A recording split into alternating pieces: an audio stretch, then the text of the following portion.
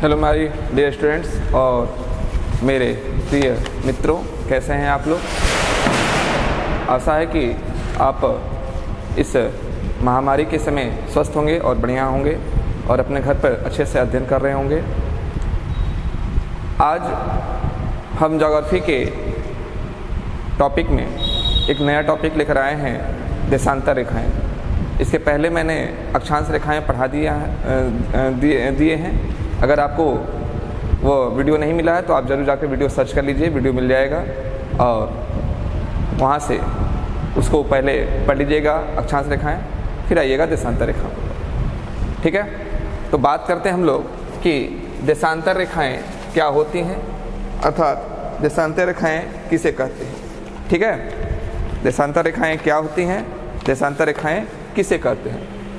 तो पृथ्वी पर दो अक्षांशों के मध्य कोणीय दूरी देशांतर रेखाएं कहलाती है। पृथ्वी पर दो अक्षांशों के मध्य कोणीय दूरी ही देशांतर कहलाती है। ठीक है, बात करते हैं हम लोग कि देशांतर रेखा क्या है। देशांतर रेखा क्या है, तो ग्लोब या मानचित्र पर उत्तरी ध्रुव एवं दक्षिणी ध्रुव को मिलाने वाली रेखा देशांतर रेखा कहलाती है। अर्थात उत्तरी ध्रुव और दक्षिणी ध्रुव को मिलाने वाली जो काल्पनिक रेखा होती है वही देशांतर रेखाएं की कही जाती हैं। ठीक है, और इस तरह से आप ग्लोब पर कई देशांतर रेखाएं आप देख रहे होंगे मेरे ग्लोब पर। ठीक है, तो जब ये देशांतर रेखाएं ध्रुवों से विषुवत रेखा की ओर बढ़ती हैं, यानी ये विषुवत रेखा अक्षांश, विषुवत रेखा ने भूमध्य रेखा, ठीक है, ये बीच वाला भाग, जब ये रेखाएं ध्रुवों से विषुवत रेखा की ओर बढ़ती हैं तो इनके बीच की दूरी जो है काफ़ी बढ़ जाती है। क्यों, ऐसा क्यों होता है? ऐसा इसलिए होता है कि देशांतर रेखाएं एक दूसरे के समानांतर नहीं होती हैं। जैसे मैंने आपको बताया था कि अक्षांश रेखाएं एक दूसरे के समानांतर होती हैं, तो देशांतर रेखाओं में क्या होता है, देशांतर रेखाएं एक दूसरे के समानांतर नहीं होती हैं। भूमध्य रेखा पर इनका जो मध्य वाला भाग है वो काफ़ी बड़ा हो जाता है, चौड़ा हो जाता है। ठीक है, उनके बीच की दूरी क्या हो जाती है, बढ़ जाती है। तथा विषुवत रेखा के बीच ये जो अधिकतम दूरी होती है, ये दूरी होती है लगभग 111.32 किलोमीटर होती है। 111.32 किलोमीटर होती है। ठीक है, अब हम लोग बात कर लेते हैं यहीं पर कि कुल देशांतर रेखाओं की संख्या कितनी हो जाती है। तो कुल देशांतर रेखाओं की संख्या 360 होती है। 360 होती है। पूरे ग्लोब पर 360 देशांतर रेखाएं हैं। ठीक है, दो देशांतर रेखाओं के बीच की दूरी को यानी ये मान लीजिए और ये मान लीजिए, इनके बीच की दूरी को गोरे बोलते हैं। क्या कहते हैं, गोरे कहा जाता है। और देशांतर रेखाओं के आधार पर ही किसी स्थान का जो है समय निर्धारित किया जा सकता है। ठीक है, अच्छा, अब हम लोग बात करते हैं ग्रीनविच देशांतर या 0 डिग्री देशांतर या प्रधान मध्याह्न रेखा को। 0 डिग्री देशांतर रेखा, 0 डिग्री मान लीजिए ये 0 डिग्री देशांतर रेखा अगर है तो 0 डिग्री देशांतर रेखा को प्रधान मध्याह्न रेखा कहते हैं या ग्रीनविच रेखा कहते हैं या ग्रीनविच रेखा कहा जाता है। ठीक है, ग्रीनविच रेखा कहा जाता है। तो आप एक हेडिंग दे लीजिएगा, ग्रीनविच देशांतर। ठीक है, और वहाँ पर कुछ पॉइंट्स नोट करिएगा। ठीक है, नोट में लिखिएगा कि 0 डिग्री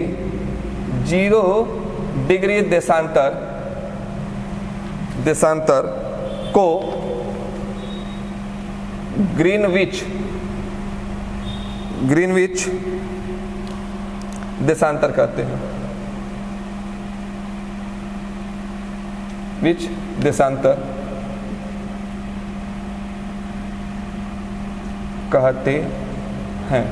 और ये ग्रीनविच देशांतर किन किन राज्यों से, किन किन देशों से होकर गुजरती है, तो ये लिख लीजिएगा, यह रेखा यूके, यानी यूनाइटेड किंगडम, फ्रांस,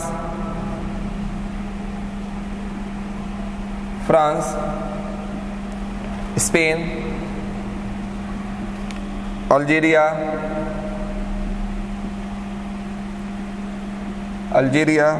माली,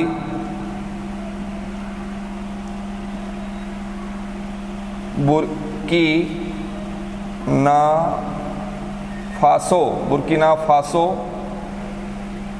फासो, टोंगो, घाना तथा दक्षिणी ध्रुव से होकर गुजरती है। ठीक है, तो अगर ये पूछा जाए कि ग्रीनिच रेखा कितने देशांतरों को कहा जाता है, तो याद रखिएगा 0 डिग्री देशांतर रेखा को ग्रीनिच रेखा या प्रधान मध्याह्न रेखा कहा जाता है। ठीक है, और ये ग्रीनिच रेखा यूके में है, यूनाइटेड किंगडम में है, वहीं से समय का निर्धारण किया जाता है। अभी हम आएंगे समय और तिथि पर, तो उसके बारे में चर्चा करेंगे। तो अभी यहाँ ये जान जाइए कि 0 डिग्री देशांतर रेखा को प्रधान मध्याह्न देशांतर रेखा या ग्रीनिच रेखा कहा जाता है। ठीक है, तो यहाँ से लेके यहाँ तक ये पूर्वी देशांतर है। ठीक, मान लेते हैं। तो यहाँ से यहाँ तक टोटल जो है कुल 180 देशांतर रेखाएं होंगी, 180 देशांतर रेखाएं होंगी। ठीक है, यहाँ से यहाँ तक 90 और यहाँ से यहाँ तक टोटल, यहाँ से यहाँ तक 90 होगा और ये टोटल यहाँ तक मतलब पूरा 180 देशांतर रेखाएं होंगी इधर, और ठीक इसके पीछे, ग्लोब के ठीक इसके पीछे फिर 180 देशांतर रेखाएं होंगी। इस तरह से कुल देशांतर रेखाओं की संख्या 360 हो जाती है। 180 को हम लोग 2 बार काउंट करते हैं, इस तरह से 360 होती है। ठीक है, अच्छा, अब हम लोग बात करते हैं अंतर्राष्ट्रीय तिथि रेखा। अंतर्राष्ट्रीय तिथि रेखा क्या है? ठीक, तो यहाँ भी कुछ बातें आप नोट कर लीजिएगा।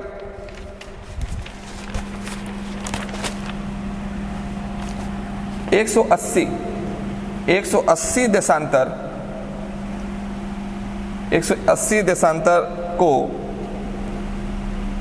अंतर्राष्ट्रीय तिथि रेखा कहते हैं। ठीक है, क्योंकि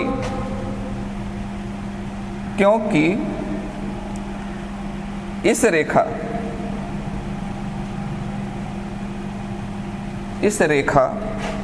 के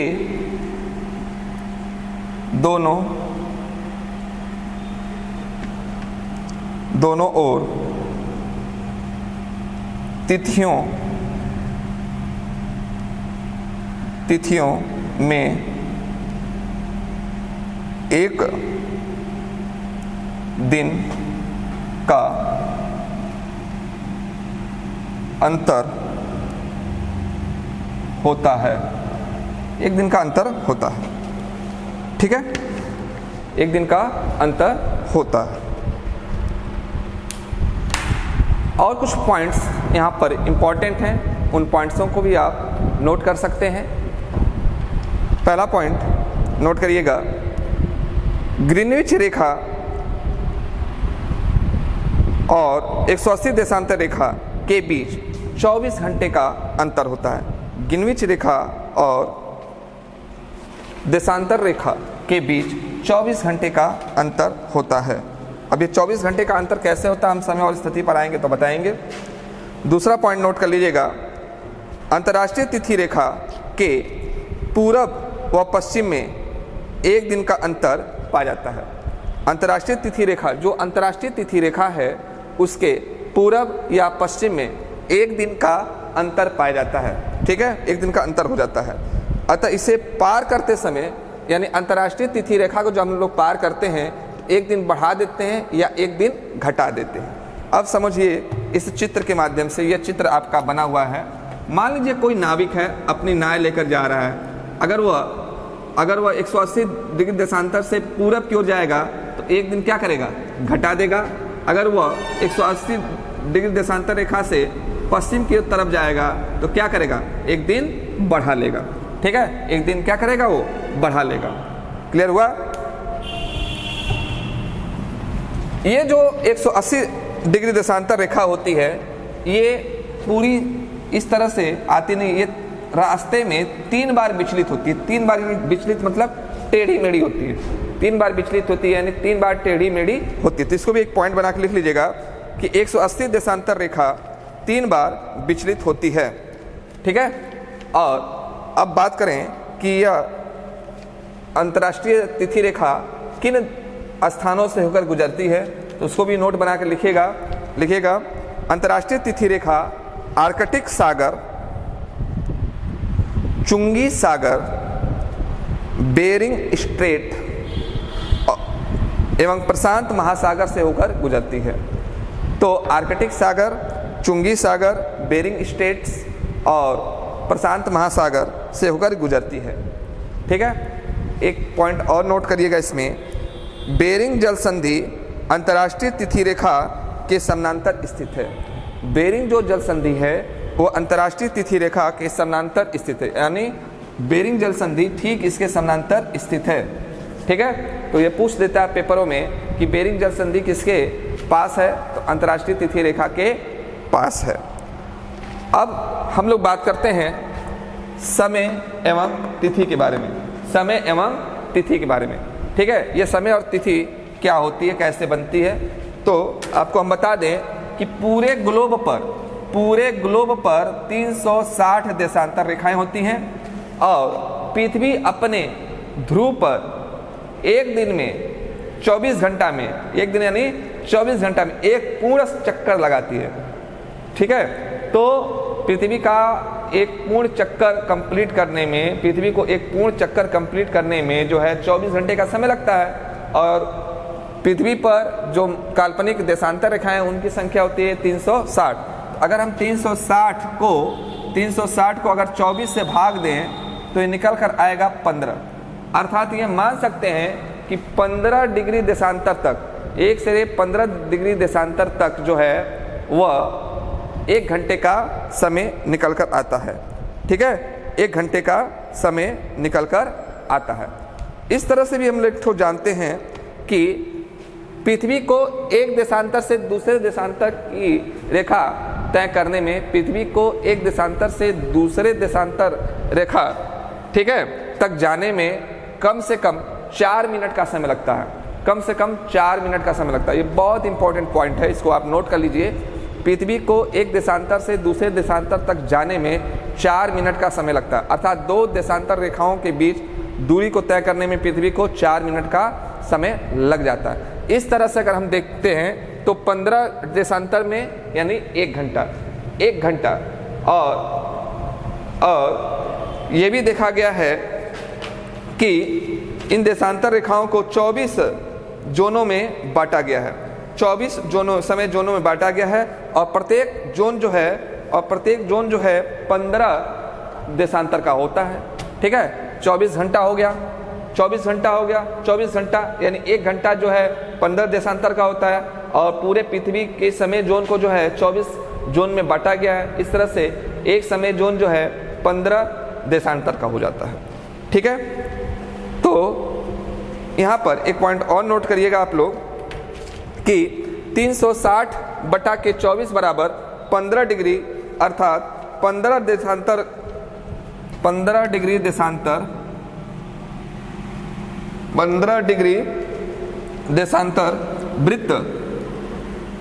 वृत्त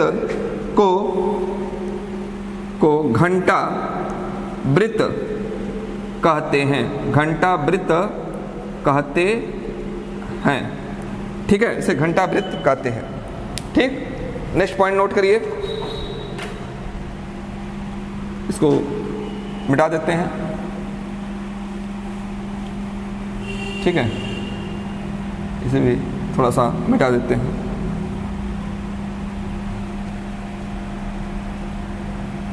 ठीक, इतना में काम चल जाएगा मेरा। अगला पॉइंट नोट करिएगा, 0 डिग्री देशांतर से पूर्व जाने पर प्रति 15 डिग्री देशांतर पर 1 घंटे का समय लगता है। जो 180 देशांतर पर 12 घंटा जाता है, जिसे हम लोग PM कहते हैं। फिर से आपको बता रहे हैं, 0 डिग्री देशांतर से पूरब जाने पर, यानी अब यहाँ पर आप मैप देख सकते हैं, मैप के माध्यम से थोड़ा सा आपको मानचित्र के माध्यम से बताते हैं। ये 0 डिग्री देशांतर है पूरब जाने पर, यानी इसके ठीक पीछे कल्पना करिएगा, इसके पीछे से ऐसे पीछे से जाने पर, और जब यहाँ आते हैं, ठीक है, जब हम यहाँ आते हैं तो यहाँ जब हम आते हैं तो 12 बजे समय दिखाई देता है, ठीक है। 0 से जब हम पूरब से पश्चिम की तरफ आते हैं तो 12 बजे का समय दिखाई देता है, जिसे हम लोग PM बोलते हैं, पोस्ट मेरिडियन, ठीक है। और इसके ठीक उल्टा विपरीत जब हम लोग पश्चिम से पूरब की ओर जाते हैं, पश्चिम से पूरब की ओर जाते हैं, ठीक है, पश्चिम से पूरब की ओर जाते हैं, तब जो है 180 डिग्री अंतर्राष्ट्रीय तिथि रेखा ऐसे यहाँ से गए और फिर यहाँ आए, तब ऐसे इस पर जो आएगा वो हो जाता है 0, ठीक है, वो हो जाता है 0, जिसे हम लोग AM कहते हैं। अर्थात यहाँ पर एक पॉइंट आउट नोट करिएगा, 180 देशांतर के समय को 0 घंटा या 0 आवर्स कहा जाता है। 180 डिग्री देशांतर वाले समय को 0 आवर्स कहा जाता है, ठीक। एक पॉइंट और आप देखिए, समय जोन एवं मानक समय, समय जोन एवं मानक समय, ठीक है। समय जोन, मैंने अभी आपको बताया कि जो समय जोन होता है उसे जो है बांटा गया है 24 समय जोन में, 24 समय जोन में, और प्रत्येक समय जोन 15 डिग्री देशांतर के बराबर होता है, 15 डिग्री देशांतर के बराबर होता है, ठीक है। क्योंकि अभी मैंने करके दिखाया, पूरे ग्लोब को जो है 360 डिग्री में बांटा गया है, और प्रत्येक घंटे में 15 जो है देशांतर रेखाएं होती हैं, ठीक। प्रत्येक देश का अपना एक मानक समय होता है, प्रत्येक देश का अपना एक मानक समय होता है, और यह मानक समय जो है वह ग्रीनविच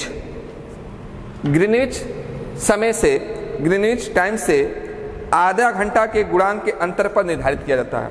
आधा घंटा के गुणांक पर आधारित आधारित करके जो है निर्धारित किया जाता है।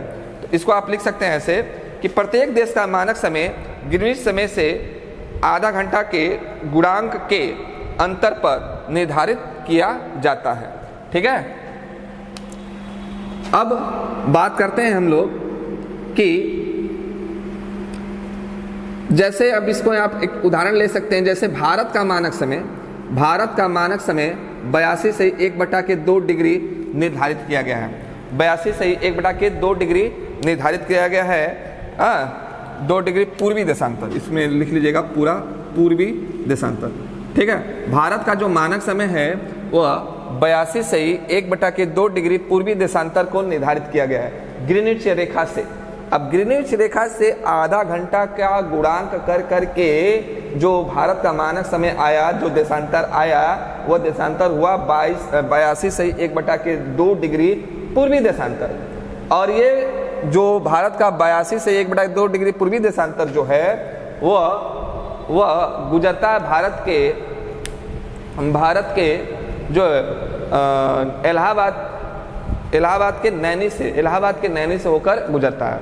और एक पॉइंट यहाँ पर बहुत इंपॉर्टेंट ये भी हो जाता है कि भारत का मानक समय ग्रीनविच समय से 5.5 घंटा आगे है। भारत का मानक समय ग्रीनविच मीन समय से जो है 5.5 घंटा आगे।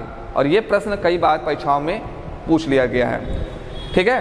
तो देशांतर रेखा और देशांतर से जितना मैंने अभी आपको पढ़ाया है वहीं से प्रश्न दिए जाते हैं। ठीक है, अब कुछ लोग इसमें नए हैं जो ऑनलाइन पढ़ रहे हैं, तो मैं उनसे कहूँगा कि अगर आप नोट्स नहीं बना पा रहे हो, लिख नहीं पा रहे हो, तो वीडियो को धीरे धीरे रोक रोक के नोट्स आप बनाते रहें। ठीक है, तो इस तरह से आप नोट्स बनाना सीख जाएंगे और आपका जो है नोट्स बनता रहेगा, पढ़ाई भी स्टार्ट रहेगी और फिर परीक्षाओं में यही सब पूछे जाते हैं, यहीं से प्रश्न उठाए जाते हैं जो आपके लिए बहुत बहुत लाभकारी होते हैं। ठीक है, आशा है कि हमारा ये वीडियो आपको पसंद आया होगा। अगर कुछ आपको कहना है तो आप हमें व्हाट्सअप कर सकते हैं या चैट सेक्शन में जाकर भी आप चैट कर सकते हैं। ठीक है, तब तक मिलते हैं अगले वीडियो में। धन्यवाद। जय हिंद, जय भारत। इसके स्क्रीनशॉट ले लीजिएगा।